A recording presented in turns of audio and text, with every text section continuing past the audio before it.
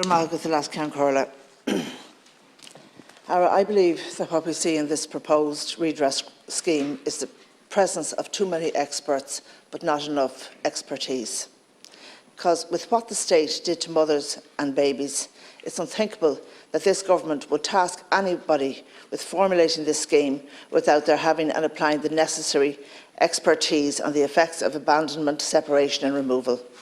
The psychologist on Bowley on attachment would be a good place to start, not to mention Nancy Verrier's writings on adoption and the separation in the primal wound. I would expect the Department of Children to be awash with psychologists' advices as the horrors of the mother and baby home institutions, the laundries and the trafficking of children to better Catholicism or America have been unearthed.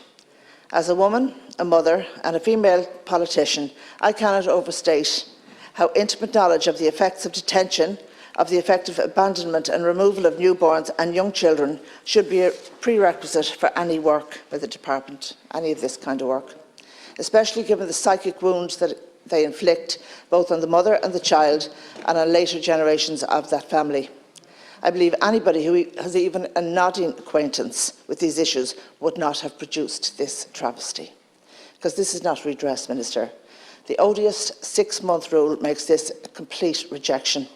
Another insult, another humiliation, another cruelty, another denial of suffering and wrongdoing, more downplaying and more loss. And that loss is ours.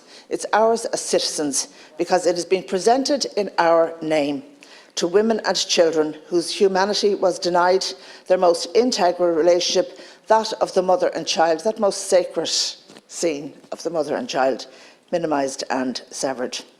Severed sometimes for money, other times for ease, but mostly for respectability and the patriarchal idea that motherhood was only valid if you had a husband, and that no women should have the cheek or the chance to rear a child on their own. A patriarchy not particular to us on this island, except ours was holy and loved to be holier than thou.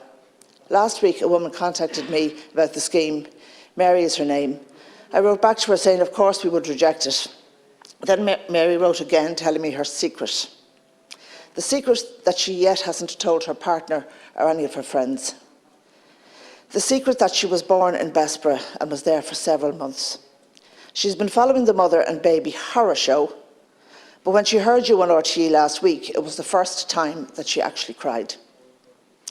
She told me that all her life she had been plagued by a recurring dream of a building with high windows where she wakes from all upset. That she has to this day, and only realised in recent years, that it is the memory of Bessborough. That the redress scheme says to Mary, you were too young to remember and your suffering doesn't matter. Well, I can tell you that she matters to us. Because people want to know who they are and who they came from. It is a basic primal need. They want their history, their identity, their story as a right to be established, not as a favour to be granted. They reject the implication that human life starts at 6 months. Earlier this year, I said to you that it was a manipulative, noxious act by Fianna Fáil and Fine Gael to inflict this damning, toxic legacy at your feet, to put you in charge of the skeletons in their shared closet. Mary asked me to ask you this, Ara.